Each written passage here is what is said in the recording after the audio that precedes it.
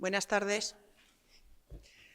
Buenas tardes a todos. Empieza la serie de seminarios de este año de la asignatura de Fundamentos 2.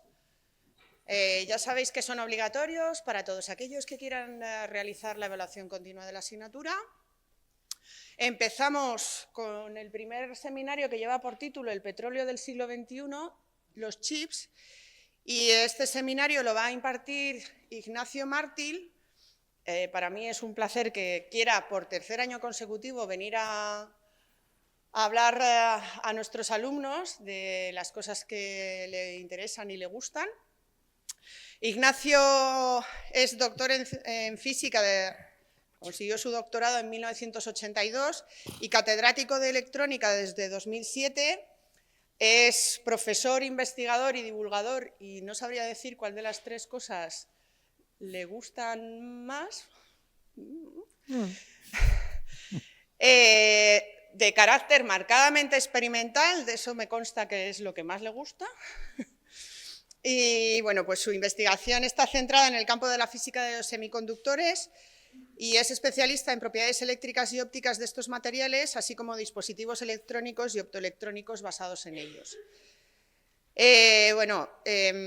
Es coautor de más de 170 artículos científicos publicados en revistas de alto impacto internacionales, ha presentado más de 120 ponencias en congresos internacionales y ha participado o participo tanto como investigador principal como miembro del equipo de investigador en más de 30 proyectos financiados con fondos públicos. Ha dirigido 7 tesis doctorales hasta el día de hoy. Y luego, como os digo, también tiene una faceta divulgadora muy intensa. Se le puede seguir en redes. Tiene perfiles en LinkedIn, en YouTube, en Instagram, en Twitter, bueno, en X, antes llamado Twitter, en Facebook, y en el caso de Facebook tiene más de 750.000 seguidores, que está muy bien, ya me gustaría. En 2021 recibió el premio de la Real Sociedad Española de Física, Fundación BBVA, a la enseñanza y divulgación de la física en el ámbito universitario. Es autor de 3 libros de divulgación científica: Microelectrónica, la historia de la mayor revolución silenciosa del siglo XX, Energía solar, de la utopía a la esperanza, y El radar en la historia del siglo XX, una de las armas decisivas en la Segunda Guerra Mundial, porque también le gusta mucho esto de la historia de la física. Y bueno, tiene una página web personal que se llama unpocodecienciaporfavor.com y un blog de divulgación científica en el Diario Público, y también colabora con el diario El Confidencial. Yo le sigo en redes, de vez en cuando me aparecen sus cosas porque es muy activo en redes, así que os invitaría a que le siguierais porque cuenta cosas muy interesantes. Y con todo y con esto, pues todo. Muy bien, pues muchas gracias. Muchas gracias, Ana, por la presentación. Muchas gracias a todos los que estáis aquí. Yo, como ha dicho Ana, os voy a hablar, eso que pone ahí, el petróleo del siglo XXI, los chips. ¿Qué es eso de los chips? Un chip es un circuito integrado. Y un circuito integrado, como no sabéis lo que es, pues yo os lo voy a contar lo que es. Pero antes de empezar propiamente con el asunto, con el objeto de la charla, yo quiero que hagáis un pequeño ejercicio de imaginación. Os voy a sugerir varios ejercicios de imaginación en esta charla. Este va a ser el primero. Imaginaros que han pasado ya 4 o 5 años y que ya estáis trabajando. Y estáis trabajando en alguna de las empresas en las que los físicos, si sois inteligentes y hacéis la opción de física aplicada, porque los físicos que hacen física aplicada trabajan en los sitios donde os voy a contar ahora, pues imaginaros que ya estáis trabajando en una gran tecnológica, por ejemplo Indra, o en una gran consultora, como por ejemplo Pricewaterhouse, o en una energética como Iberdrola o Naturgy. E imaginaros cómo sería un día cualquiera en vuestra jornada laboral de esa vida ya profesional. Entonces ahí tenéis un reloj de 24 horas. Entonces imaginaros qué es lo que va a pasar a lo largo de las 24 horas de un día de vuestra vida de trabajo. Os vais a despertar con el teléfono móvil, naturalmente, a eso de las 6 de la mañana. Eso es una mala noticia que tengo que daros. Cuando crezcáis tendréis que madrugar. Todavía igual no tenéis que hacerlo mucho. En el futuro lo vais a tener que hacer cada vez más. Mientras estáis tomando el desayuno, antes o después del aseo personal, seguramente aprovecharéis el tiempo para ver algún vídeo en alguna de vuestras plataformas favoritas, alguno de vuestros influencer de referencia. Como ya ganaréis dinero, os habréis comprado un coche y, lógicamente, ese coche será o eléctrico o híbrido, porque sois inteligentes, naturalmente, y ese coche llevará un pantallón tremendo en el interior con un GPS que os permitirá llegar hasta donde queráis sin tener que estar preguntando constantemente dónde está tal dirección o tal otra. Ahí no deberíais utilizar el teléfono móvil porque para el carné pues no viene bien, no viene bien. Una vez que estéis en vuestra jornada, en vuestro puesto de trabajo, dispondréis de un ordenador seguro, que será uno de torre, uno portátil, y a lo largo de toda vuestra jornada laboral seguro que enviaréis más de un WhatsApp, porque claro, estar más de 5 minutos sin mirar el WhatsApp es una tragedia, yo lo comprendo. Entonces, pues eso lo haréis constantemente. Cuando volváis a casa, que ya seguramente os habréis independizado, pues haréis alguna que otra tarea doméstica, seguramente os gustará mucho poner lavadoras, y eso lo haréis simultaneándolo con enviar algún WhatsApp que otro, lógicamente. Cuando hayáis terminado todas esas tareas, os relajaréis un poco viendo la tele mientras veis el teléfono móvil, por supuesto. Como en la tele lo único que van a poner son noticias y fútbol y sois inteligentes, no vais a ver ni lo uno ni lo otro y la vais a utilizar para ver alguna peli o alguna serie en alguna de vuestras plataformas favoritas que obviamente cuando terminéis la jornada y antes de iros a dormir enviaréis el último WhatsApp de la jornada porque no podéis vivir sin el WhatsApp, yo lo comprendo. Bueno, pues si le echáis un vistazo a todos los aparatitos que aparecen por ahí, todos y cada uno de ellos necesitan de los chips para funcionar, porque todos ellos, y en especial el teléfono móvil, al que le voy a dedicar un apartado específico en esta charla, necesitan de los chips para funcionar. Claro, ¿y qué es un chip? Bueno, pues un chip es un dispositivo que tiene en su interior muchos transistores, muchos transistores. Y viene la siguiente pregunta, ¿y qué es un transistor? Bueno, si sois inteligentes y escogéis física aplicada, pues ahí os lo contaremos. Mientras tanto, hasta que llegue ese momento, pues os diré que un transistor es un dispositivo que tiene 3 patas, tiene 3 terminales. ¿Y para qué vale un transistor? Pues un transistor vale básicamente para hacer 2 cosas. O bien para amplificar señales eléctricas, cosa que podréis estudiar en una asignatura preciosa que se llama electrónica analógica, o bien para codificar señales eléctricas, cosa que podéis estudiar también, es decir, como conmutador, cosa que también estudiaréis en otra asignatura preciosa que se llama electrónica digital. En este último caso, ese transistor, para que os hagáis una idea de lo que estoy hablando, funciona como un grifo. Es exactamente lo más parecido que haya un grifo. Un grifo que permite o no el paso de agua desde la cañería hasta el vaso, a través de una llave que abre o cierra. Pues un transistor hace lo mismo, pero con corriente eléctrica, ni más ni menos. Eso es lo que hace. ¿Vale? Bueno, pues de esto voy a hablar, Fijaros, en todo momento vais a ver la diapositiva en la que estoy, esto tiene 50 diapositivas, yo voy a estar hablando 40-45 minutos, lo digo ya para que os vayáis concienciando de lo que os queda por sufrir o por padecer o por disfrutar, que todo puede ser, todo puede ocurrir. Bueno, el índice de la charla es el siguiente. Os voy a contar muy rápidamente cómo y por qué nació esto del chip, el circuito integrado. Después os contaré qué es esto que yo llamo la revolución de los chips, qué es un chip, con algún detalle. Veremos cuál es la tecnología que hace capaces estos chips, que los fabrica, qué industria sustenta toda esta tecnología, una industria estricta y esencialmente global. Solo un dato para que os imaginéis, no hay otra industria como la microelectrónica en el planeta salvo la del automóvil o la farmacéutica. Son las 3 grandes industrias globales del planeta. Ninguna otra industria tiene las características de globalidad que tiene la industria microelectrónica, junto, repito, con la farmacéutica y la del automóvil. Todo esto lo vamos a concentrar en un apartado específico que es cómo, quién y de qué manera fabrica un teléfono móvil. Vamos a ver cómo se fabrica un teléfono móvil, a cuántos países implica la fabricación de un teléfono móvil y finalmente unas pequeñas y muy breves conclusiones. Muy bien, pues empezamos. El circuito integrado nació de manera independiente a finales de la década de los años 50 del siglo pasado, en 2 empresas rivales del sector y por razones que serían muy largas y muy bonitas, por cierto, de contar, pero que yo no voy a contar. Básicamente, os diré que los inventores fueron ese señor, Jack Kilby, en Texas Instruments, y Robert Noyce, en Fairchild Semiconductor. Esas son las ideas que tuvieron el uno y el otro. En realidad el circuito integrado moderno es más bien la imagen de la derecha que tenéis ahí. La imagen de la izquierda ya prácticamente no se usó prácticamente desde el principio. Y por esta razón a ellos se les conoce como los, bueno, ahí tenéis las dimensiones, semiconductores, etcétera. Se les conoce como los padres del circuito integrado y yo también los denomino los tíos abuelos del teléfono móvil, porque todos los teléfonos móviles es precisamente el dispositivo que utiliza por excelencia todas las potencialidades que tiene un circuito integrado, un chip. El mayor éxito que tuvo y el primer éxito que tuvo la industria de los circuitos integrados fue un programa muy famoso, el programa Apolo, programa mediante el cual los seres humanos llegaron y volvieron a la Luna.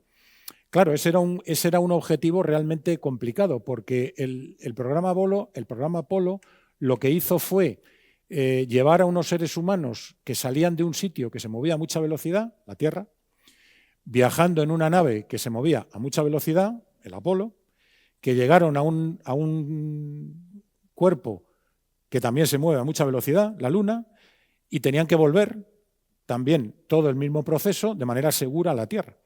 Todo eso obviamente necesitaba de unas capacidades de cálculo de trayectorias y de guía de naves realmente muy importantes. Y eso fue una de las claves del éxito del programa Apolo, que eso se pudo hacer con los primeros circuitos integrados que se fabricaban en el planeta en aquellos momentos. Ahí tenéis a la derecha algunos de los circuitos que llevaba dentro ese ordenador. El ordenador de a bordo era esto, y para que os hagáis una idea del tamaño, ahí tenéis una mano para que veáis que era un dispositivo realmente pequeño. Vamos. Si miráis, si consultáis las capacidades de cálculo que tenía ese ordenador con lo que tiene vuestro teléfono móvil, esto era de risa, pero de risa, vamos. Esto a duras penas hacía mucho más, no mucho más que sumar, multiplicar, restar, dividir y poco más, pero suficiente como para hacer que el transporte de aquellos seres humanos de un lado a otro fuera seguro y eficiente. Bueno, ese es el contexto en el cual esto ocurre. Solo 41 años después, digo solo con sorna, lógicamente, en el año 2000, pues a Kilby, a uno de los inventores de este asunto, se le dio el Premio Nobel de Física. No así a Robert Noyce, porque Robert Noyce había fallecido 10 años antes. Y como sabéis, y si no lo sabéis os lo digo yo, el Premio Nobel solo se concede a científicos vivos. Claro, porque si no, ¿por qué no habérselo dado a Isaac Newton, por ejemplo, ¿no? Al que seguro que tenéis contacto con él frecuente en este curso. Muy bien. Ese es el contexto histórico en el cual se desarrolla todo este asunto. ¿Qué es un chip? Bueno, pues un chip es eso que tenéis ahí. Es un circuito integrado, esto que tenéis aquí, que está embutido en una especie de resina que lo protege, lo aísla del medio ambiente y mediante una serie de patas le permite conectarse a la placa base de un teléfono móvil, por ejemplo, o de un ordenador o de una tarjeta gráfica. Si hacéis un poquito de zoom, pues veréis que el chip se conecta a esas patas que le ponen en contacto con el mundo exterior a través de unos hilitos, veis ahí, muy pequeñitos, y si volvéis a hacer zoom, pues veis esos hilitos mucho mejor. Este es uno de esos hilitos, ¿eh? Y estas pistas coloreadas que veis por ahí son pistas metálicas que conectan los transistores de ese chip entre sí. Los transistores no se ven, están debajo de esa imagen, pero eso es un chip, ¿eh? Eso que veis ahí es la imagen de un chip. Van a aparecer unos cuantos más a lo largo de la charla. Si seguís haciendo zoom y veis más dentro de ese chip, vais a ver un transistor. Eso es un transistor. Eso es lo que hoy día llamamos un MOSFET. Da igual lo que quieran decir las siglas. Ese es el grifo. Ese es el grifo que hace que abre o cierre para que pase o no pase la corriente eléctrica. Fijaros en los tamaños, 50 nanómetros. 50 nanómetros. Luego hablaremos de tamaños también un rato. Bueno, y ese en concreto, el que tenéis ahí, se llama Qualcomm 28 nanómetros, todo eso. Bueno, ese chip muchos de vosotros lo lleváis encima, porque cualquiera de los que tengáis un Samsung Galaxy o un LG o un Xiaomi o un Lenovo, en fin, alguno de esos, el chip, el procesador de vuestro teléfono móvil está hecho con esos transistores precisamente. ¿Vale? Muy bien. Desde los orígenes de esta industria, que comienza en los años 60, principios del año 60, hay una evolución, hay una ley que rige esta industria que se llama, muy famosa, la ley de Moore, ese es Gordon Moore, Moore fue uno de los fundadores de Intel. Intel seguro que os suena. Cualquiera que tenga un portátil y mire abajo a la derecha, veréis una etiqueta que pondrá Intel Core algo. Pues ese Intel, esa empresa la fundó este señor. Bueno, pues este señor en 1965 predijo que el número de transistores que se integrarían en un chip se iba a duplicar cada año. Claro, eso lo dijo en 1965. En 1970 eso implicaba tener del orden de 1000 transistores en un chip. Bueno, esa ley se ha cumplido a rajatabla desde entonces. Lleva más de medio siglo siendo cierta. De manera que si en 1970 había del orden de 1000 transistores por chip, hoy, en 2020 y tantos, hay del orden de 20.000 millones de transistores por chip. 20.000 millones de transistores. Claro, esto es asombroso, pero si pensáis dónde están metidos esos 20.000 millones, es todavía más asombroso, porque están metidos en un espacio tan reducido como ese, o sea, en poco más de 1 centímetro cuadrado. Claro, con lo cual surge una pregunta obvia y directa. Si estamos metiendo tantos miles de millones de transistores ahí dentro, ¿qué tamaño tiene cada uno, ¿no? Uno se lo puede preguntar. Pues ahí tenéis una escala logarítmica, ya sabéis lo que es un logaritmo, ¿verdad? Escala que empieza en el átomo y va recorriendo el ADN, proteína, patatín, patatán, hasta la célula. Entonces la pregunta es, en esa escala, ¿dónde deberíamos colocar a los transistores de los chips más avanzados que se hacen hoy en día? Que son los que lleváis vosotros en vuestros teléfonos móviles, por cierto. Pues ahí, entre la proteína y el virus. De manera que ya podéis recoger un titular periodístico. Un transistor de los chips más avanzados es más pequeño que un virus. Tal cual. Es exactamente así. Claro, esto realmente es difícil, cuesta imaginarse algo por el estilo. Pero para imaginarlo mejor, vamos a hacer otro ejercicio de imaginación, el segundo. Vamos a ver qué significa realmente la ley de Moore, para lo cual, pensad un momento en el Auditorio Nacional de Música. El Auditorio Nacional de Música, no sé si habéis ido alguna vez a escuchar algún concierto, es un edificio que hay en la calle Santa Engracia, que tiene un aforo de 2.300 personas. Imaginaros por un momento que el aforo de ese sitio, el Auditorio Nacional de Música, hubiera evolucionado desde los años 70 siguiendo la ley de Moore. Lo que equivale a decir cómo hubiera evolucionado el tamaño de los seres humanos que van o vamos a oír ahí un concierto si hubiéramos seguido la ley de Moore.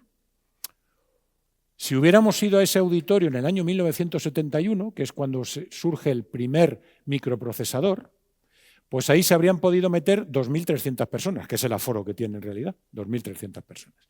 Que casualmente, bueno, casualmente no, porque lo he elegido a posta, es el número de transistores que tiene el primer microprocesador de la historia, el Intel 4004, 2.300 transistores. Imaginaros que nos empezamos a encoger y nos vamos a meter en el Auditorio Nacional de Música siguiendo la ley de Moore. De manera que volvemos en el año 1982.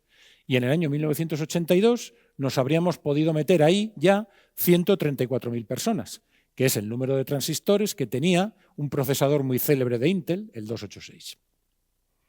Si hubiéramos vuelto en el año 2000, nuestro tamaño ya habría sido tan pequeñito que nos podríamos haber metido toda la población de Tokio, 37 millones de seres humanos, porque 37 millones era el número de transistores que tiene el Intel Pentium 3, otro de los procesadores célebres de Intel. Alguien va a decir que me paga Intel por hacer esto, nada más lejos de la realidad, pero es que son los números que más rápidamente me vienen a la cabeza. Si hubierais vuelto en 2011, ya el tamaño de los seres humanos habría sido realmente pequeño, porque se habría podido meter la población entera de China, 1.300 millones de personas, que son los procesadores, los transistores que tiene el Intel Core i7, que alguno de vosotros seguro que lo tiene en vuestro portátil.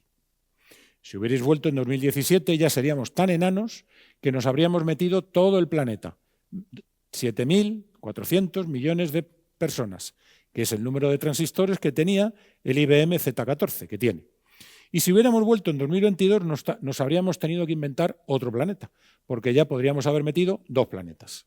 15.000 millones de transistores, que es lo que tiene el Bionic A15, un procesador del que luego, dentro de un rato, voy a volver a hablar. Pues eso es la ley de Moore. De eso estamos hablando cuando hablamos de la ley de Moore. Realmente parece asombroso que esto pueda ocurrir, pero esto ocurre. La tecnología microelectrónica es capaz de hacer esta cosa tan asombrosa, de reducir los tamaños de esta manera. ¿Cómo es esa tecnología? Bueno, pues Otra de las cosas que tenéis que tener clara como primera medida es que los chips se hacen con casi todos se hacen con un semiconductor, con silicio. Y el silicio que vale para hacer chips no es un silicio cualquiera, es un silicio que tiene que tener un alto grado de pureza. ¿Cuánto de puro tiene que ser el silicio para que valga para hacer con él chips? Pues tiene que tener 9 nueves de pureza, o sea, 99,9% de pureza. Es decir, que el contenido de impurezas, o sea, de sustancias no deseadas, debe estar por debajo de la parte por billón estadounidense. O sea, no puede haber más de 1 en 1000 millones. De cada 1000 millones de átomos de silicio, ni siquiera uno puede ser de otra cosa que no sea silicio, porque si no, no vale. Claro, este grado de pureza no existe en ningún otro asunto que penséis en nuestra vida cotidiana. Por ejemplo, imaginaros, cuando os tomáis un medicamento, vosotros pensáis, todos pensamos que lo que nos estamos tomando es una sustancia pura. Yo qué sé, cuando me tomo un ibuprofeno, creo que estoy tomando solo ibuprofeno, pero eso no es verdad. Si yo le aplicara al ibuprofeno los requisitos de pureza que se le aplica al silicio, quien dice el ibuprofeno dice cualquier otra, no nos tomaríamos un medicamento en la vida, porque no existe ese grado de pureza en ningún otro sitio. Esto también es difícil de imaginar, pero os voy a hacer otro ejercicio de imaginación para que entendáis qué significa este grado de pureza. Eso que veis ahí es Andalucía. Andalucía tiene una superficie de 87.000 kilómetros cuadrados. Imaginemos por un momento que pedimos prestado parte de territorio pues a Portugal, que está por allí, o se lo cogemos al mar Mediterráneo por el otro lado y tal, y llegamos al número redondo, 100.000 kilómetros cuadrados. Claro, 100.000 kilómetros cuadrados son, como veis ahí, 10 elevado a 11 metros cuadrados. Imaginaros por un momento que en esa superficie la parceláis en parcelas de 100 metros cuadrados. 100, 10 a la 2 metros cuadrados. 100 metros cuadrados será pues la tercera parte de esta sala, más o menos. Imaginaros entonces que toda la superficie de Andalucía la parceláis en trozos como la tercera parte del aula M1 y en cada una de ellas, en cada uno de esos trozos, plantáis un abeto. Alguien me ha dicho, si estás en Andalucía deberéis plantar olivos. Vale, plantáis un olivo, ¿vale? Un olivo. Si plantamos un olivo por cada 100 metros cuadrados, en 10 a la 11 metros cuadrados, quiere decir que estamos plantando 10 a la 9 olivos, 10 a la 9 abetos. De manera que tendríamos 10 elevado a 9. Imaginaros por un momento que en esa plantación se nos han colado 2 semillas de un árbol distinto, de un roble. Y hemos plantado todo eso y un roble en Huelva y un roble en Jaén. Pues fijaros, si a esa plantación que tiene 100.000 millones de abetos, 1.000 millones de abetos y 2 robles, le aplicamos los criterios de pureza que debe cumplir el silicio para hacer chips con él, a esa plantación habría que declararla contaminada por robles. De eso estamos hablando cuando hablamos de pureza. La pureza en electrónica es otra magnitud distinta. Nada que ver con la pureza a la que estamos habituados en nuestra vida cotidiana. Nada que ver, absolutamente nada que ver. Ese es uno de los detalles singularísimos que tiene esta industria. Otro, ¿cuál es? Que si tenemos tantos transistores en tan poco espacio, la cantidad que tenemos que meter por milímetro cuadrado es descomunal. Tan descomunal como que hoy en día ya hay fabricantes que son capaces de meter en 1 milímetro cuadrado 200 millones de transistores, 200 millones de grifos en 1 milímetro cuadrado. Sí, lo habéis leído bien, no es un error. 200 millones en 1 milímetro cuadrado. ¿Cómo se hace eso?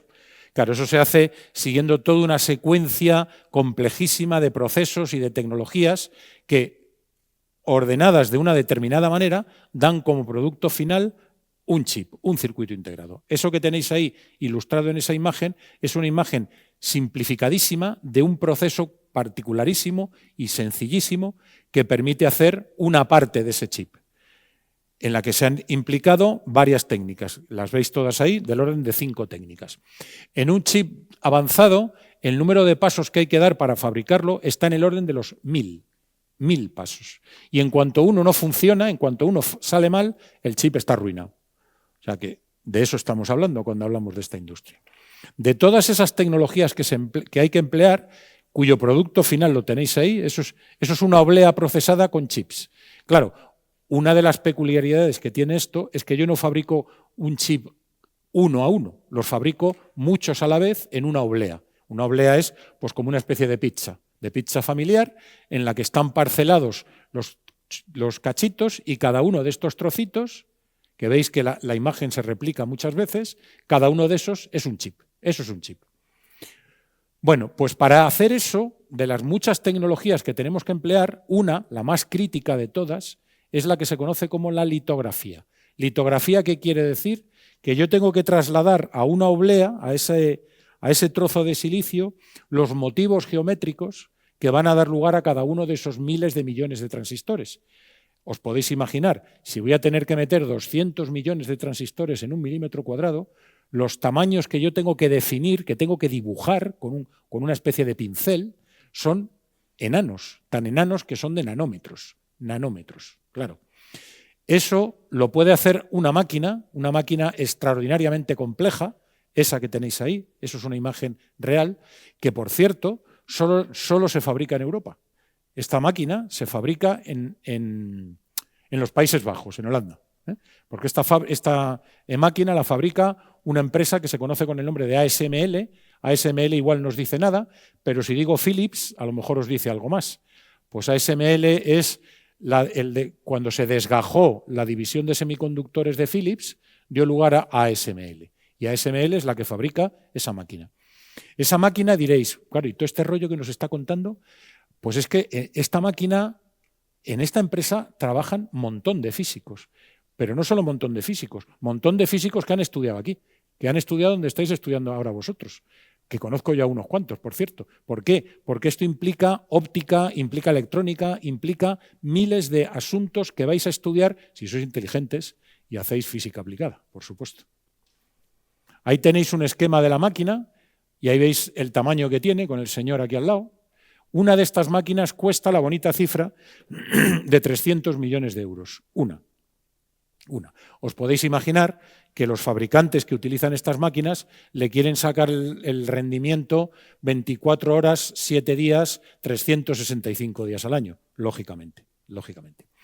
Y a pesar de que es una máquina que está diseñada en Europa, en Holanda, en realidad cuando uno mira quiénes son los proveedores de la máquina, pues uno se encuentra que los proveedores están repartidos por todo el planeta. Que eso es algo que le ocurre a toda la industria microelectrónica. Toda la industria microelectrónica, en la industria microelectrónica participa prácticamente todo el planeta a la hora de obtener un producto final. Y eso cuando veamos dentro de un rato el teléfono móvil, cómo se fabrica el teléfono móvil, lo vamos a entender perfectamente, mucho mejor que esto. Bueno, la punta de lanza en este momento de la tecnología microelectrónica se llama FinFET. Bueno, ¿qué es un FinFET? Da igual. Las siglas es lo de menos. La idea es que esos grifos de los que os he hablado, esos MOSFET, habitualmente se fabrican así, en un plano, ¿no? O sea, lo que veis ahí. Y eso ocupa una determinada superficie en la oblea. Claro, ¿cómo puedo yo hacer que ocupen menos espacio o, si queréis, cómo puedo meter más transistores en una determinada superficie? Pues en vez de fabricarlos así, los vamos a fabricar así. Los vamos a hacer en vertical. Esa es la idea del FinFET, hacer el transistor vertical. FinFET, ahí está. Y esa es una imagen tomada real, tomada en microscopio electrónico, de un FinFET de verdad. Fijaros en los tamaños. El dedito que sube, que de ahí toma el nombre, la aleta, tiene 25 nanómetros y la separación entre dos es de 35 nanómetros. Podéis echar algunas cuentas para haceros una idea del tamaño global que tiene esto, ¿no? Pues verdaderamente ridículo. Claro, recordad, el circuito integrado son muchos transistores, pero que hay que conectar entre sí. Claro, conectar, ¿qué quiere decir? Lo he dicho al principio, un transistor tiene 3 patas, yo tengo que conectar 3 patas. Si en un chip tengo 2 transistores, tengo 2 por 3, 6 patas. Y las 6 patas las puedo conectar fácilmente. Pero si tengo 200 millones por milímetro cuadrado, yo no puedo conectar fácilmente 200 por 3, 600 millones de patas. No lo puedo hacer. No lo puedo hacer en una sola tacada, quiero decir. Entonces, ¿qué hago? Pues defino un piso de conexiones, lo aíslo, otro piso de conexiones, lo aíslo, otro, y así. De manera que ahí lo que estáis viendo es un corte transversal de un chip en el cual los transistores están aquí abajo y las conexiones son estas zonas naranjitas. Y esto que veis por aquí son las capas de aislamiento entre unas sucesivas capas. Eso es un esquema. Si lo veis en realidad, si veis una imagen tomada al microscopio, veis algo parecido a eso. Eso es un chip. Eso es un chip en el cual lo que estamos viendo ahí esencialmente son las interconexiones. Os podéis hacer un símil entre lo que es un chip y lo que es una ciudad. Una gran ciudad está integrada ¿por qué? Por edificios conectados por calles y autopistas por las que circulan personas, ¿no? Pues los edificios son los transistores, las calles y las autopistas son las pistas de interconexión y los seres humanos que caminamos por allí son los electrones. Eso es un chip, más o menos. Y ahí podéis ver otra imagen de otro corte transversal, en el cual hay 7 pisos de metalización. Para que os hagáis una idea, en los chips más avanzados en este momento, las metalizaciones llegan hasta 15 pisos, 15 pisos de metalizaciones diferentes. Claro, todo esto es posible porque hay una industria detrás que lo hace posible. Esa industria es la industria microelectrónica. Y para entender un poco la globalidad de esta industria, como se suele decir habitualmente, una imagen vale más que 1000 palabras, pues ahí tenéis una imagen que lo ilustra perfectamente. Fijaros, ese es el recorrido que haría una oblea de silicio desde que alguien la ha obtenido hasta que se ha transformado en un producto comercial. La oblea puede haber sido obtenida en Japón, ahí está uno de los grandes fabricantes de silicio del planeta, Sumitomo se llama. Esa oblea habrá viajado a Estados Unidos seguramente y habrá recorrido un par de fábricas donde se habrán hecho varios procesos sobre esa oblea. Una vez procesada la oblea, habrá vuelto a Asia, al sudeste asiático, y habrá ido seguramente a Malasia o a Singapur, donde se habrá testado, probado y encapsulado ese chip. Eso habrá ido de vuelta a China. En China se habrá insertado en la placa base de un teléfono móvil, por ejemplo, el iPhone, del que luego hablaré.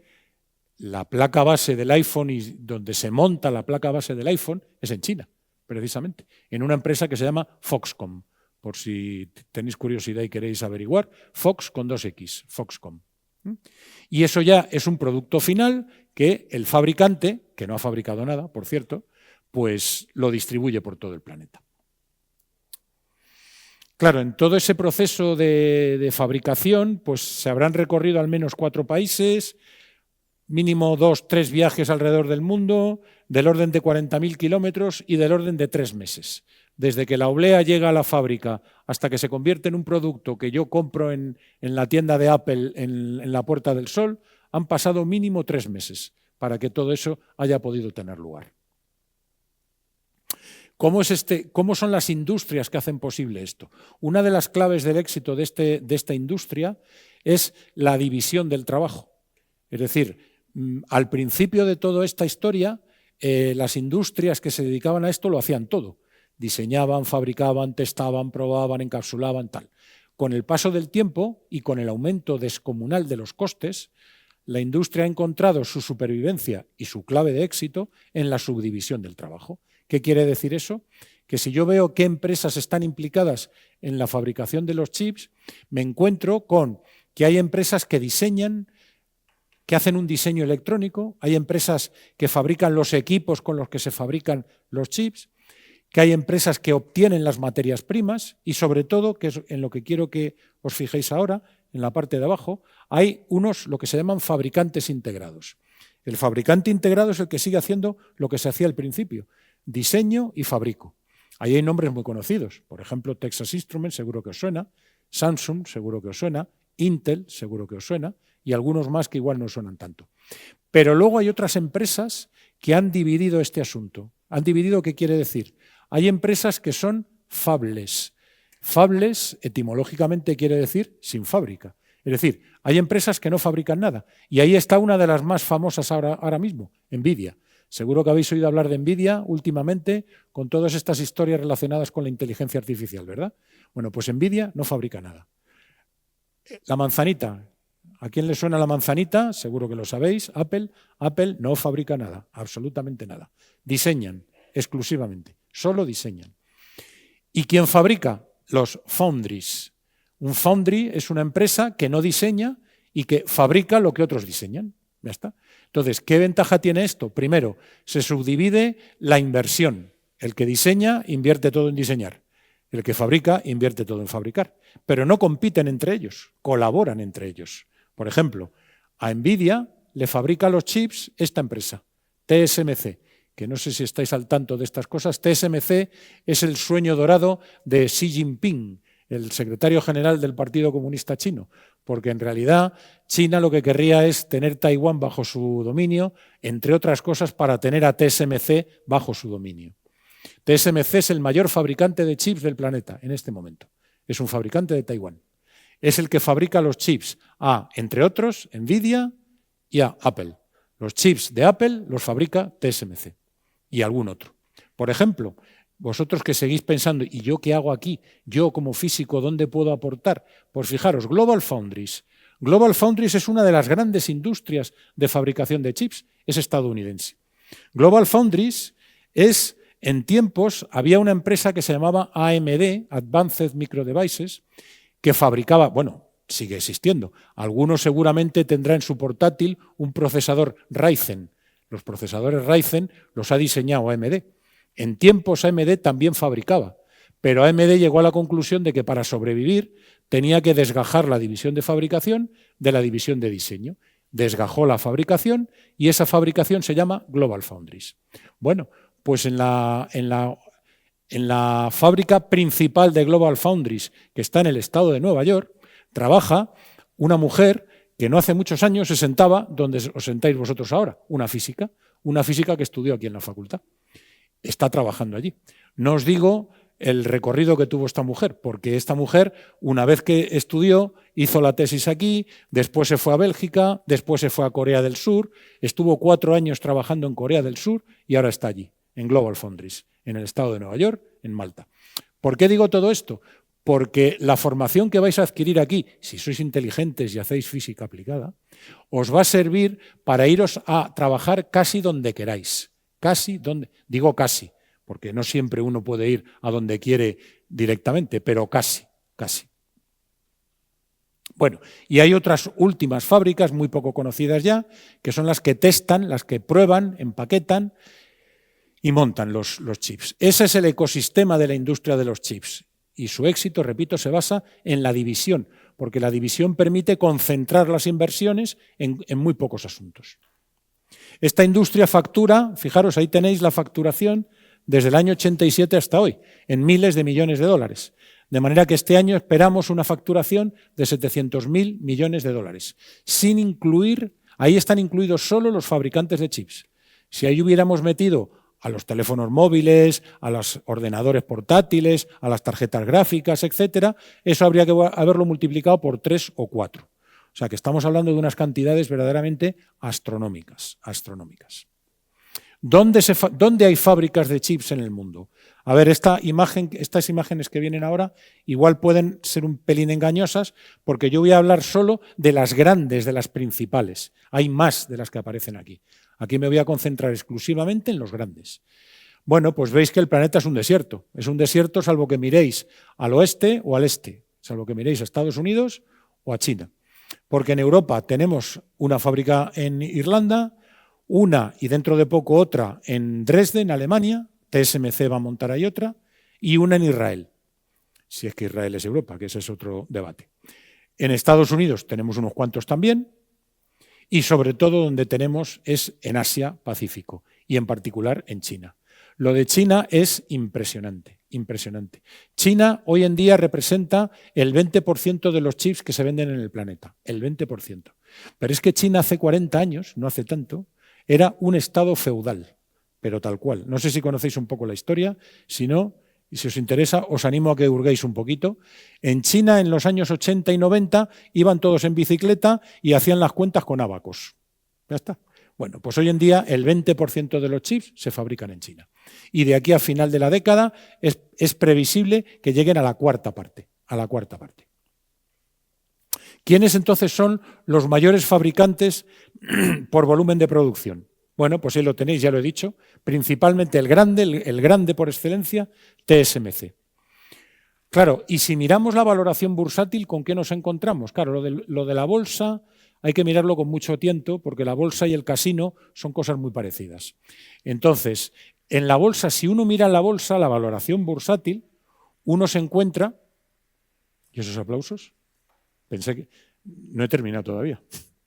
Bueno, uno se encuentra con que la empresa que mayor valoración bursátil tiene en este momento es Nvidia. Nvidia, claro, ojo, que esta imagen es de hace más de 2 semanas. Si la hubiéramos puesto desde hace 2 semanas, ese 3,4 ya no sería 3,4, porque desde que apareció hace un par de semanas la inteligencia artificial china DeepSeek, que no sé si habéis oído hablar de esto, bueno, pues cuando apareció DeepSeek, pues Nvidia se vino abajo, porque DeepSeek parece que es capaz de hacer lo que hacen los chips de Nvidia, pero con menos coste energético y con menos inversión. Bueno, en todo caso, lo que quiero decir, es engañoso porque la valoración bursátil no está directamente vinculada a la fabricación. La gran mayoría de las empresas que aparecen ahí son empresas de diseño, no son empresas de fabricación. De fabricación estrictamente tenemos a TSMC por aquí, a Texas Instruments por aquí, a Intel por aquí y a Global Foundries, que está por ahí, que ahora mismo no la encuentro. O sea que cuidado, ahí están metidas todas, las que diseñan y las que fabrican. Muy bien, ¿cómo se concentra todo esto? ¿Cómo se aúna todo este ecosistema del que acabo de hablar para fabricar un teléfono móvil? Fijaros la cantidad de países y de empresas que van a aparecer en las siguientes diapositivas. Todo esto empieza cuando una empresa europea licencia el software con el cual se van a diseñar los chips. Esa empresa se llama ARM, que no sé si os suenan esas siglas de algo. ARM, buscad en internet, lo encontraréis. Diseña un software que es muy adecuado para hacer los chips de los teléfonos móviles. Ese software lo compra una empresa de Estados Unidos que diseña automáticamente chips. Diseño que a su vez compra una empresa que no tiene fábrica, una Fabless de Estados Unidos que diseña un procesador, una CPU de un teléfono móvil. Lo hace en conexión con un fabricante de teléfonos móviles, por ejemplo, Apple. En el caso de Apple, el punto 3 y el punto 4 es el mismo, porque el que diseña el chip y el que diseña el móvil es el mismo, pero en otros no. Por ejemplo, Xiaomi, que es otro teléfono móvil. Quien diseña el teléfono móvil de Xiaomi es Xiaomi, pero quien diseña el procesador es Qualcomm, que es otra empresa distinta. ¿Vale? En paralelo, hay empresas repartidas por todo el planeta que fabrican los equipos con los cuales se van a hacer los chips. En paralelo, alguien está extrayendo el silicio de una mina para convertirlo, ese silicio que extrae de una mina es óxido de silicio y hay que convertirlo en silicio, es decir, hay que quitarle el oxígeno. Eso seguramente lo va a hacer un fabricante japonés. Ese fabricante japonés va a fabricar el silicio ya purificado, que se lo va a enviar a una empresa de Corea para que lo corte en lingotes, para que lo corte en pizzas, en las obleas, las pizzas. Y todo esto va a confluir, todo este proceso va a confluir en un fabricante de Taiwán, TSMC. TSMC va a recibir los equipos con los que se fabrican los chips, las obleas sobre las cuales los va a fabricar y los diseños que le va a mandar Apple, Qualcomm, Broadcom, quien sea. Y va a fabricar el chip. Una vez que lo fabrique, lo va a enviar a Malasia. Y allí en Malasia alguien va a testar y va a probar ese chip. Una vez testado y probado, se va a enviar a otra empresa en China, la que he nombrado antes, a Foxconn. Foxconn lo va a insertar ya encapsulado en la tarjeta, en la placa base del teléfono móvil. Y finalmente Apple le va a poner su logo, la manzanita, y lo va a vender. Esa es la idea. Fijaros cuántos países están implicados ahí, echad cuentas. Y fijaros cuál es el complejísimo proceso que involucra a tal cantidad de actores en el asunto, a tal cantidad de actores. De manera que hay empresas de diseño, de equipos, de materiales, de fabricación, de comercialización, de todo. O sea, y esto es cómo se fabrica la CPU, exclusivamente. Pero si uno mira la placa base, las placas base que lleva el teléfono en su interior y mira de la paternidad de cada chip, uno se encuentra con ese abanico. Es decir, lo que yo os he contado ahora es cómo se fabrica el procesador, que lo ha hecho TSMC, pero todo lo demás también va en el teléfono móvil. O sea que, como veis, un teléfono móvil es un ejemplo característico de lo que es la industria microelectrónica. Es una industria global, absolutamente global. La lleváis en el bolsillo todos los días, pero ahí le han metido mano, con perdón, desde japoneses, chinos, coreanos, de Singapur, malayos, estadounidenses, todo el planeta ha tenido algo que decir a la hora de hacer esto. De eso estamos hablando. Por no entrar en otro detalle, que ya se queda un poco tangente con esto, que sería, ¿y qué elementos de la tabla periódica aparecen en todo esto? Porque si uno se fija, por ejemplo, en los elementos de la tabla periódica que necesitamos, porque ya he hablado del silicio, pero el silicio es uno, pero hay otros. Pues un teléfono móvil es una especie de mosaico de la tabla periódica, porque un teléfono móvil tiene del orden de 30 elementos químicos distintos, del orden de aproximadamente. O sea que, como veis, la fabricación de un teléfono móvil es absolutamente global, completamente global, peculiar y característico de la industria microelectrónica. Son globales. Fijaros que queda muy poquito y, si no recuerdo yo mal, creo que voy bien de tiempo, ¿no? Breves conclusiones. Fijaros, hasta el año 2010, hasta hace nada, la respuesta de la industria a las demandas de los clientes siempre era la misma. Quiero hacer una cosa que sea más complicada. No hay problema, más transistores. Cuanto más complicado sea el asunto, más transistores meto. Claro, pero es que esto está llegando ya a su final. Ya no vamos a poder seguir metiendo más transistores porque el tamaño de los transistores cada vez es más pequeñito y llegará un punto en que no podrán hacerse más pequeños. Claro, no podemos hacer transistores más pequeños que un átomo, ¿verdad? Un átomo tiene medio nanómetro de tamaño, pues por ahí le andamos. Ahora mismo estamos en torno a 12, 15 nanómetros de tamaño más pequeño. O sea que imaginaros que a esto no le queda mucho, no le queda mucho. Pero, cuidado, que la industria microelectrónica no se contenta solo con meter más transistores, sino con inventar y con idear nuevos transistores, nuevas arquitecturas, nuevos dispositivos. Y ahí es donde vosotros, los físicos, jugáis un papel clave, porque todas las empresas que se dedican a hacer estas cosas tienen en su seno a físicos que piensan y que idean y que imaginan cómo hacer un transistor más pequeño y más eficiente que el anterior. Y eso lo hacen los físicos. No solo los físicos, pero sobre todo los físicos. Y además, insisto, la ley de Moore no es solamente transistores, ¿no? Y buena prueba la tenemos en todo lo que nos viene por delante. La telefonía 5G, la inteligencia artificial que os voy a contar, seguro que ya habéis usado ChatGPT alguna vez, pues a partir de ahí. Por cierto, para concretarlo con esto, una inteligencia artificial no es ni más ni menos, no es ni más ni menos, entiéndase lo que voy a decir, no es ni más ni menos que muchas tarjetas gráficas funcionando de manera cooperativa. Muchas tarjetas gráficas. Y esa es la razón por la cual NVIDIA tiene el papel relevante que tiene, porque NVIDIA históricamente ha sido el gran diseñador de tarjetas gráficas. En los años 90 y en los años 2000, las tarjetas gráficas FETEN eran las diseñadas por NVIDIA. Bueno, pues toda ese expertise lo ha utilizado NVIDIA para trasladarlo a la inteligencia artificial. Porque, repito, que una inteligencia artificial son muchos chips insertados en tarjetas gráficas trabajando de manera cooperativa y colaborativa. Claro, como no nos queda mucho para seguir metiendo chips en... Claro, he hablado de 200 millones de transistores por milímetro cuadrado. Hombre, a lo mejor podemos llegar a 400, pero mucho más ya no vamos a poder. Entonces, ¿qué va a hacer? ¿Qué está haciendo ya la industria microelectrónica? Pues idearse un nuevo concepto, more than Moore, más allá de Moore. ¿Y qué hace entonces? Pues en vez de fijarse en la integración en 2D, vamos a hacer integración en 3D. ¿Cómo?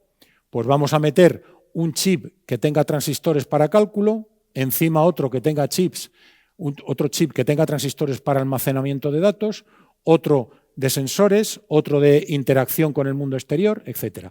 De manera que, si yo los interconecto adecuadamente, yo ahora voy a tener un chip en 3D. Uno aquí, y otro aquí, y otro aquí, y otro aquí, etc. Esa es la idea detrás de la cual está empezando a trabajar desde hace ya algunos años la industria microelectrónica.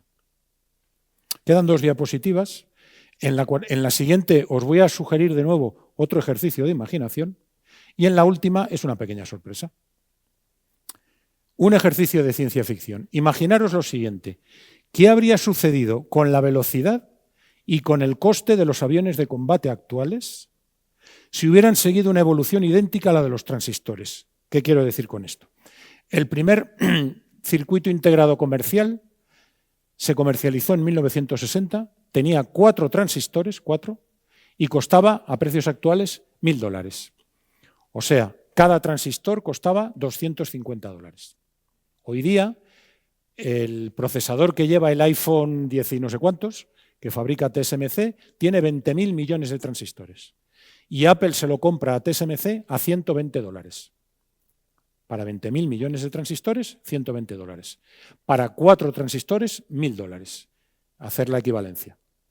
Eso por lo que respecta a la escala de integración. Y otra, el precio. He dicho $1.000 frente a 120. Bueno, pues imaginemos que la velocidad y el coste hubieran seguido un ritmo equivalente en los aviones de combate. De manera que en el año 1958, que se dio a conocer un caza muy famoso, el F-104 Starfighter, bueno, da igual, es decir, en el año en que se fabrica el primer chip, más o menos, ese avión volaba a 2.100 km/h y costaba $16 millones. ¿Qué hubiera pasado con la velocidad si hubiera seguido la evolución del ritmo de integración? ¿Y qué hubiera pasado con el precio si hubiera seguido el coste de los chips? Pues que los cazas de combate actuales, el Eurofighter, por ejemplo, volaría a 10 elevado a 13 km/h, la velocidad de la luz es 10 a la 9, más o menos, y costaría 10 céntimos de euro. O sea, eso es lo que habría pasado con la industria aeronáutica si hubiera seguido la evolución que ha seguido la industria microelectrónica. Ni más ni menos. Penúltima, y ahora viene la última. Como antes ha dicho Ana, esta es una de autopublicidad y promoción gratuita, me tomo la libertad. Como ha dicho Ana, yo escribo de estas cosas y de algunas otras en una página web personal que se llama, como veis ahí, unpocodecienciaporfavor.com. Si la abrís en un ordenador portátil o de torre, la veréis así. Si la abrís en un móvil, se ve de una manera distinta, pero también. Entonces os animo a que os metáis y a que brujeéis y a que brujuléis y a que veáis qué es lo que aparece por ahí. Pues nada más. Muchas gracias.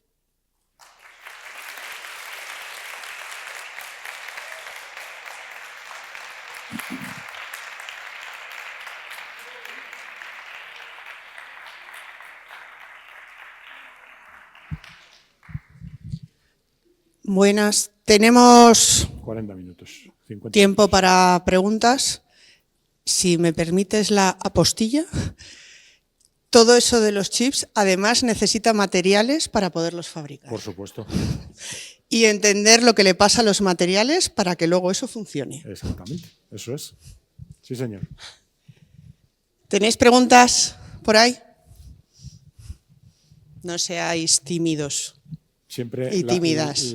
Venga, el primero que se atreva y luego van... Romper el fuego siempre cuesta, luego ya se lanza. Mira, ahí. Espera. Espera.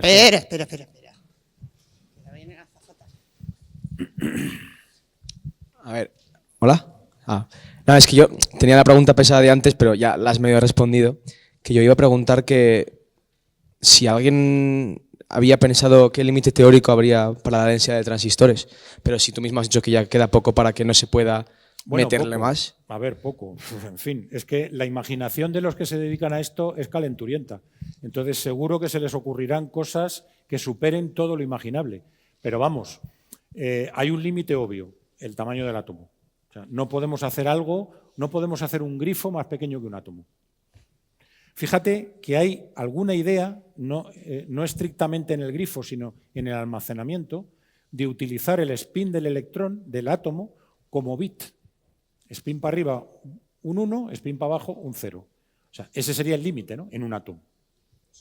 ¿Y eso cómo se lee? No, eso es espintrónica, no es... Eso es espintrónica, eso es otra cosa. Es otra cosa, sí.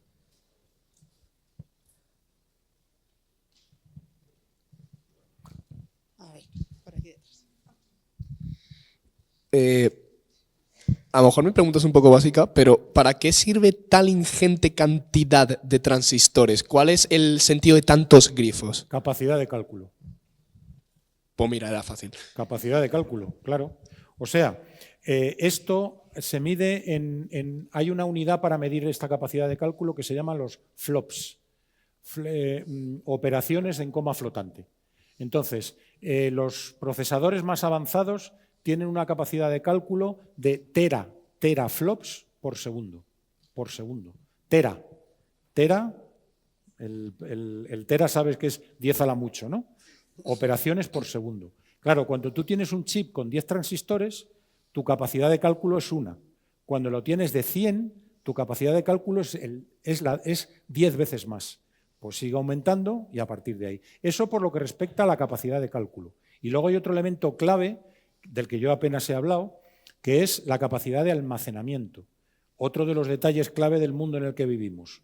O sea, el mundo en el que vivimos sería impensable sin los datos y sin la capacidad de guardar los datos. Bueno, pues la capacidad de guardar datos en las memorias, que tienen una estructura física muy parecida a esos transistores que han aparecido por allí, esa es otra de las puntas de lanza de la industria. El 35% de la inversión de la industria microelectrónica lo es en fabricación de chips para datos. Y luego hay otro problema, que es la energía que necesitas para hacer esto. Claro, esa es otra, claro, efectivamente.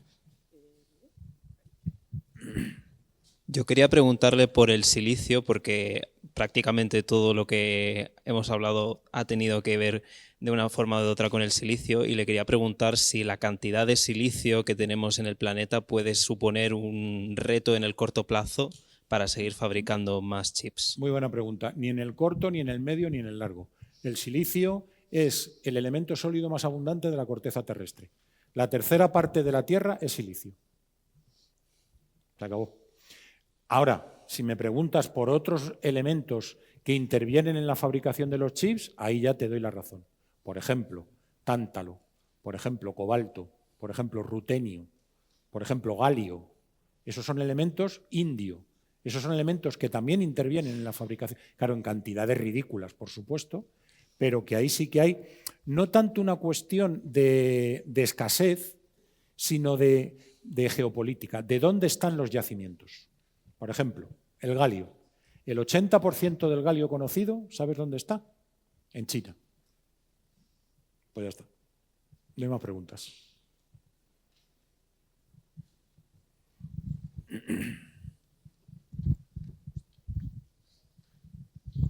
A ver, relacionado con la pregunta del silicio, a la hora del proceso de la litografía, creo que se llamaba, ¿Sí? Si todos los chips salen, digamos, enteros sin ningún tipo de fallo, y si hay fallos, digamos que el silicio que está al 99,9999% de tal, si se puede recuperar de alguna forma o algo así como para que sea, digamos, más sostenible. Bueno, tu pregunta abarca dos vertientes. Una, si un transistor de los 19.000 millones no funciona, ¿el chip no funciona? No, sí funciona. ¿Por qué? Porque los diseñadores ya tienen en cuenta esto. De manera que cuando diseñan un chip, diseñan el chip y lo fabrican con lo que se conoce como los transistores redundantes. ¿Qué quiere decir eso? Que si uno falla, hay otro que lo va a suplir. Por lo tanto, por ahí no hay problema. Uno. Y dos, ¿ese silicio procesado que se ha arruinado es recuperable? En una cierta cantidad, sí. En la totalidad, no. Pero no es un problema de recurso. O sea, por ejemplo, uno de los detalles que se utiliza hoy en día para el litio en las baterías, claro, litio hay mucho, pero en previsión de que no haya tanto, pues se trata de reciclar el litio de las baterías. En el caso del silicio, eso no es un problema. Porque, insisto, lo que acabo de decirle a tu compañero es que el 30% de la corteza terrestre es silicio. Cuando caminas por la calle estás pisando silicio todos los días. La arena es silicio. Otra cosa es que eso que no es reciclable, ¿qué pasa con ello? ¿Qué hacemos con ello? Y cómo nos metemos en el marrón, no pequeño, de la sostenibilidad. La industria microelectrónica tiene a gala ser una de las industrias más sostenibles del planeta. Ahora, si me preguntas cómo lo hacen, yo eso ya no lo sé. No lo conozco. Más preguntas. No seáis tímidos. Una cosa. Hace como algo así como una semana o más o menos hubo también otra charla sobre computación cuántica que vinieron a dar. ¿Sobre, perdón? Sobre computación cuántica. Computación cuántica. Entonces, mi pregunta es, ¿qué aplicación podrían tener podría tener la computación cuántica para cambiar la estructura de los chips modernos como los conocemos ahora? Ya estaba tardando en salir la pregunta de la computación cuántica. A ver, yo de la computación cuántica no tengo NP. idea, por resumir. De lo que te puedo decir es que de lo que conozco de la computación cuántica, con la computación... Un ordenador cuántico, yo puedo visualizar un ordenador cuántico funcionando en un centro de datos. Porque en un centro de datos yo lo puedo sumergir en un entorno de temperatura y de condiciones de trabajo que me lo permitan hacer. Ahora, no visualizo un ordenador cuántico portátil, no lo veo. Seguramente es que yo soy ciego, pero yo no lo veo. Yo no veo que eso vaya a ser posible trasladar a una electrónica de consumo, como es la electrónica de los portátiles o la electrónica de los teléfonos móviles. Ahí no lo veo. Pero si se continúa por esta vía de la computación cuántica, supongo que la estructura de los chips y de todos estos aparatos cambiaría radicalmente. Entonces, es que para empezar funcionan en base a otros principios diferentes. O sea, los chips funcionan en base a algo tan sencillo como lo digital, entendiendo por lo digital el 1 y el 0. O sea, funciona 1, no funciona 0, ya está. Pero en la computación cuántica no. Porque en la computación cuántica funciona en lo que se conoce como el solapamiento de las funciones de onda y cosas de estas de las que, insisto, yo no tengo ni idea. Vamos. O sea que no te he respondido, vamos, por resumir. ¿Hay más preguntas? Aprovechad la circunstancia. Y si no, nos vamos a clase a hacer unos problemas, ¿eh? Claro, aprovechar. Claro. Venga. 20 minutos, ¡uf!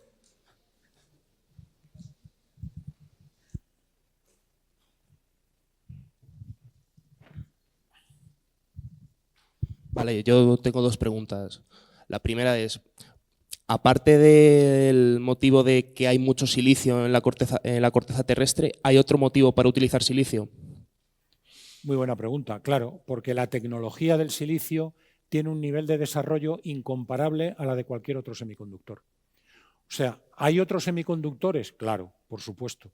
Si eres inteligente y haces física aplicada y vienes a mis clases de electrónica física, te enterarás de que en la naturaleza conocemos del orden de 500 semiconductores y comerciales que hay producto detrás en torno a 30. Claro, pero la cuestión es, de esos 30, solo el silicio tiene el desarrollo y la madurez tecnológica tal que permite que un chip que tiene 20.000 millones de transistores en su interior cueste $100. Eso es inviable e impensable en ningún otro semiconductor. ¿Podemos fabricar chips con otros semiconductores? Podemos. De hecho, lo hacemos. Pero, 1, no tienen tal cantidad de transistores, 1, 2, la aplicación para la que van destinados no son aplicaciones de gran consumo, salvo casos puntualísimos. Estoy pensando, por ejemplo, en el radar. El radar no es algo de consumo ciudadano. Es decir, hay fábricas que hacen chips para radares, naturalmente que sí, pero el precio es otro orden, otros 2 órdenes de magnitud de diferencia. Vale. Y mi segunda pregunta es, ¿por qué semiconductores? O sea, ¿Por qué semiconductores? ¿Por qué se usan semiconductores y no otro tipo de materiales? Otra muy buena pregunta que si vienes a mis clases de electrónica física lo podrás entender. Pues mira, porque con los semiconductores se pueden hacer cosas que no puedes hacer ni con los aislantes ni con los metales. O sea, para hacer un dispositivo, es decir, algo que permite amplificar, modular, emitir luz, detectar luz, etcétera, necesitas hacer algo que no puedes hacer con los otros, que es doparlos. Doparlos quiere decir impurificarlos de manera controlada. Esa impurificación de manera controlada solo la puedes hacer con semiconductores. No la puedes hacer con metales, no la puedes hacer con aislantes. Yo iba a contestar 2 cosas. Sí, claro. La otra gran ventaja del silicio es su óxido nativo. Y el óxido, claro. El óxido de silicio. Y respecto a los semiconductores, la gracia de los semiconductores es que conducen o no mientras yo quiera. Eso es. Y que puedo modificar sus propiedades controladas por mí. Correcto. Eso es. Pero de todo esto y de mucho más os enteraréis en nuestras magníficas clases que aquí David y yo damos en electrónica física. Muy interesantes. Y en física de materiales. Más preguntas, por favor.